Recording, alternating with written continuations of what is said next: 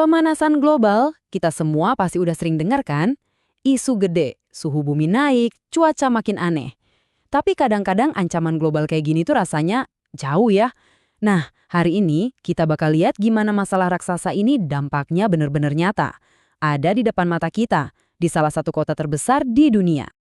Jadi apa sih hubungannya suhu bumi yang makin panas sama ancaman Jakarta bakal tenggelam? Ini bukan sekedar pertanyaan iseng loh, ini benar-benar inti dari tantangan iklim yang lagi dihadapi jutaan orang sekarang. Oke, yuk kita bedah bareng-bareng. Oke, pertama-tama biar kita semua satu frekuensi, kita harus paham dulu dasarnya. Kita mulai dari gambaran besarnya, pemanasan global itu sendiri. Gampangnya gini, pemanasan global itu ya naiknya suhu rata-rata di seluruh planet kita. Penyebab utamanya, makin banyaknya gas rumah kaca kayak karbon dioksida yang ngejebak panas matahari di atmosfer. Dan ya, sumber terbesarnya itu dari aktivitas kita, manusia. Terus aktivitas apa aja sih? Nah, yang menarik di sini tuh gimana semuanya saling nyambung. Mulai dari efek rumah kaca yang makin kuat, pembakaran bahan bakar fosil buat energi dan transportasi, sampai nebangin hutan yang bikin penyerap karbon alami kita berkurang. Tambahin lagi pertanian intensif, limbah industri, plus populasi manusia yang terus nambah. Wah, ini resep komplit buat bikin planet kita makin gerah. Oke, dari ancaman global, sekarang kita tarik ke depan pintu rumah kita. Kita fokus ke Indonesia, negara kepulauan yang posisinya itu pas banget di garis depan perubahan iklim.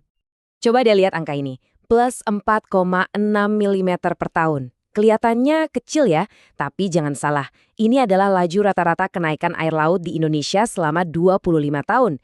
Ini bukan ramalan, ini data sejarah. Ini lagi kejadian, sekarang juga. Dan data ini bukan kira-kira loh. Grafik ini dibuat berdasarkan data satelit selama lebih dari 2 dekade. Lihat deh garis hitam yang terus naik itu. Itu nunjukin tren yang jelas banget. Dan ya nggak bisa dibantah. Lautan di sekitar kita bener-bener lagi naik.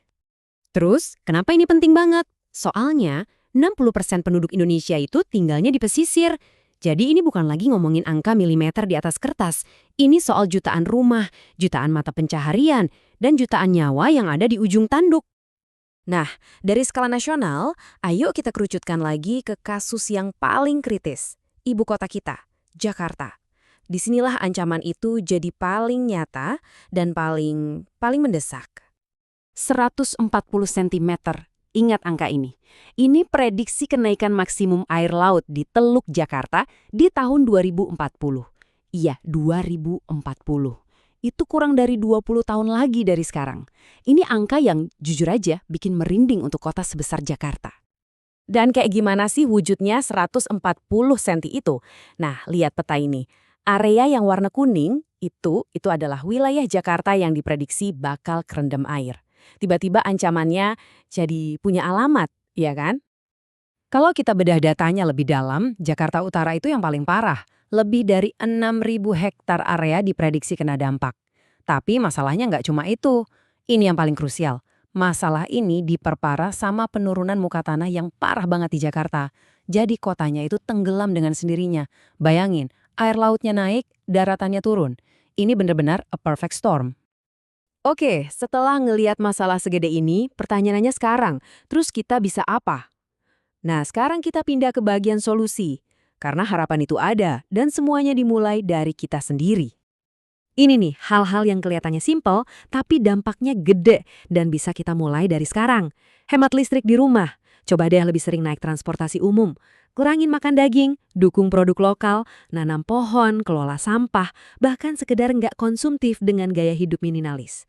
Setiap langkah kecil ini, kalau kita lakuin bareng-bareng, efeknya bakal luar biasa. Tapi, ya tentu aja, aksi individu doang nggak cukup. Kita juga perlu lihat tantangan dan solusi di skala yang jauh lebih besar, di tingkat negara dan bahkan dunia. Di tingkat pemerintah, Indonesia sebenarnya udah punya strategi nasional buat pembangunan rendah karbon dan punya target buat mencapai net zero emissions. Artinya, menyeimbangkan emisi yang kita hasilkan dengan yang bisa kita serap kembali. Ini nunjukin kalau secara politik ada komitmen buat nanganin masalah ini. Tapi, implementasinya itu nggak gampang. Grafik ini nunjukin ada gap yang lumayan jauh antara pencapaian target iklim negara maju sama negara berkembang. Negara maju kayak Jerman, Swedia itu pencapaiannya tinggi. Sementara negara berkembang kayak Indonesia ya masih di bawahnya. Kok bisa gitu? Nah, ini salah satu jawaban utamanya. Duit. Coba lihat grafik ini. Garis kuning itu nunjukin dana yang seharusnya didapat negara berkembang buat aksi iklim. Sementara garis oranye itu dana yang beneran mereka terima.